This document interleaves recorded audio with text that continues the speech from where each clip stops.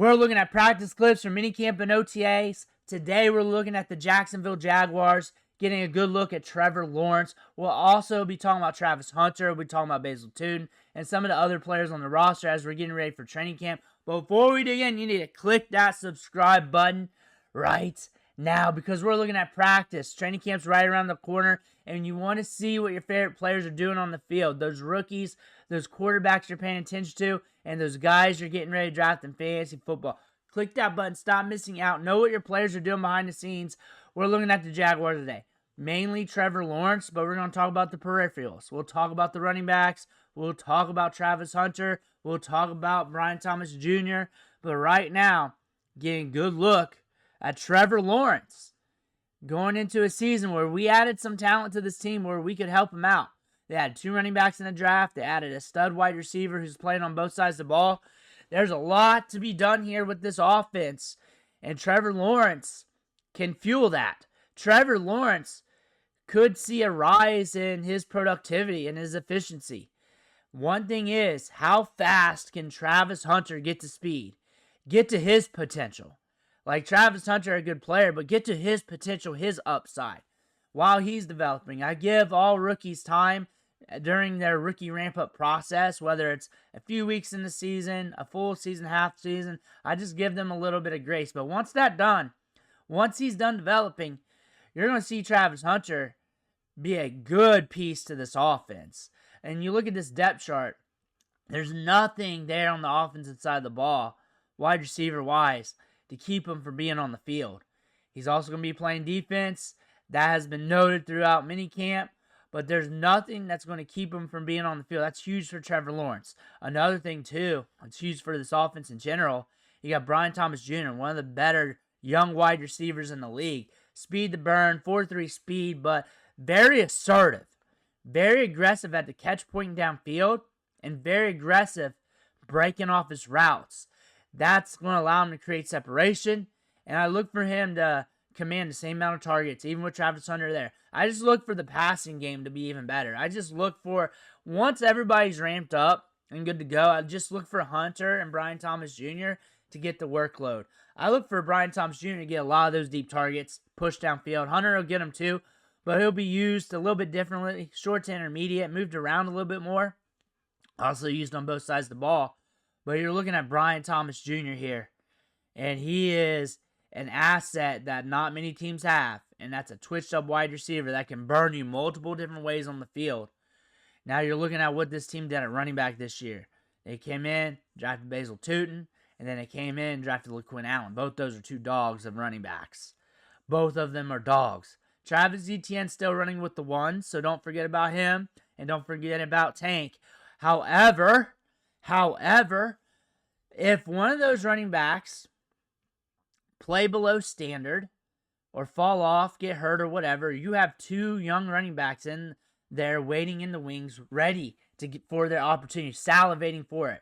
And LaQuinn Allen, he was drafted later in the draft. However, he is a very stout running back prospect. Good between the tackles, can catch the ball in the backfield. Looked good at Syracuse. Just solid. That's a running back prospect that could turn it on somewhere in training camp and really carve out a large role or a larger role than expected. And you look at Basil Tootin, he's got that speed to burn. He's explosive, and he can be that home run threat. All he needs is 1 touch to prove himself in a game, and he could have a larger role than expected.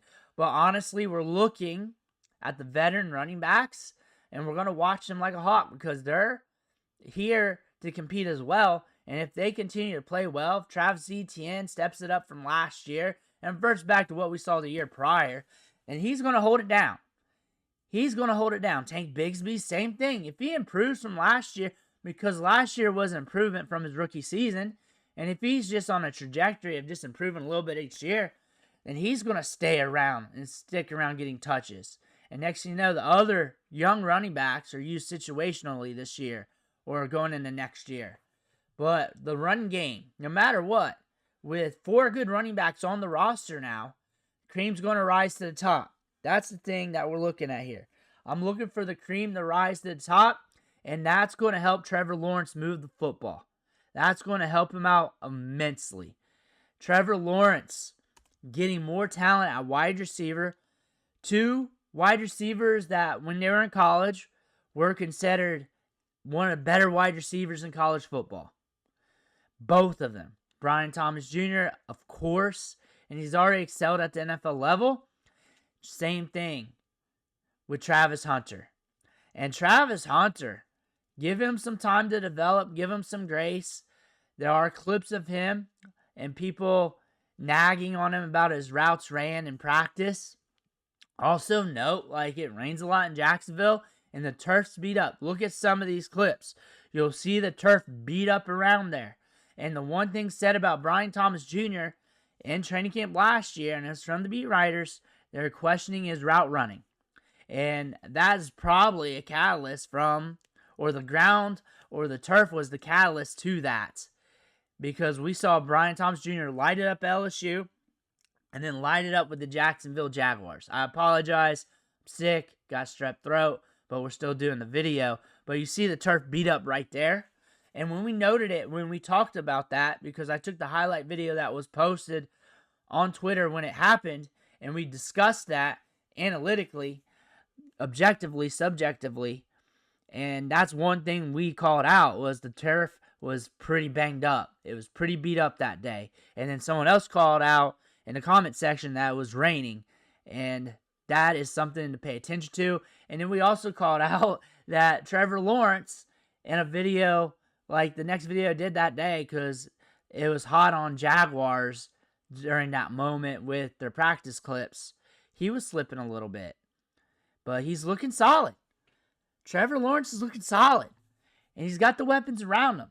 Trevor Lawrence was a big-time prospect coming out of high school, looked good at Clemson, had his moments as a pro quarterback here with the Jacksonville Jaguars. He's had his moments. It's just, can we live up to that hype? Because we have not done that yet. Can we start living up to the hype?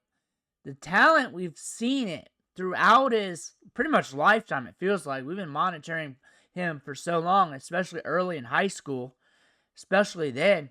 I feel like we've been monitoring him forever. He's always been good, but can we get to great? Can we get over the hump? That's the thing with Trevor Lawrence. They're trying really hard, adding weapons, adding talent to this team, trying to get this offense over the hump. Can they do it? That is the major question here. Trevor Lawrence, we got more talent for him to work with. Can we get over the hump, and can we push this team into the playoffs, get deeper into the playoffs? Can we show more productivity? Can all that stuff happen?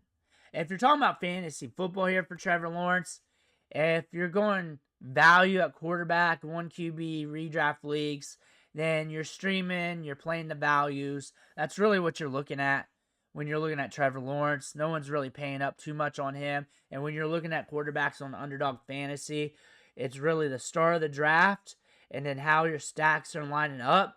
And his stacks is fairly palatable. Brian Thomas Jr. is expensive. Travis Hunter is in that rookie wide receiver or that young wide receiver range where you got to pick your horse and see if that upside hits. And he's got a lot of upside there, but he's still kind of expensive. He's like in that Romo Dunze range, but that's something to look at when you're thinking about making those stacks. You're also looking at the running backs with those stacks as well.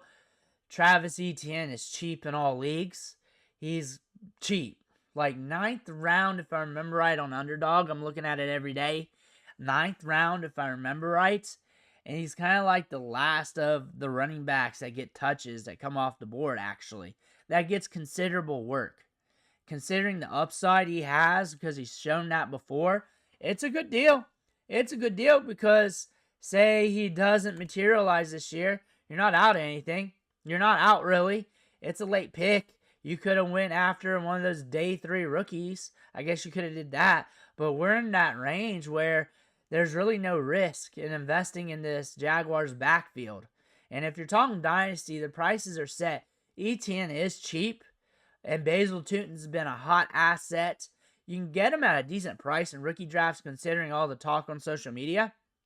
But still, everybody's watching him If he hits, he's going to explode. LaQuinn Allen is a cheap get in rookie drafts if you still got him, but he's the cheap guy to pick up if you're trying to get parts of this backfield. Tank Bigsby's still cheap if you're trying to get a discount here, but you're looking at Trevor Lawrence here and going in the draft. Before draft day, before we added Travis Hunter and the running backs, he was a little bit cheaper.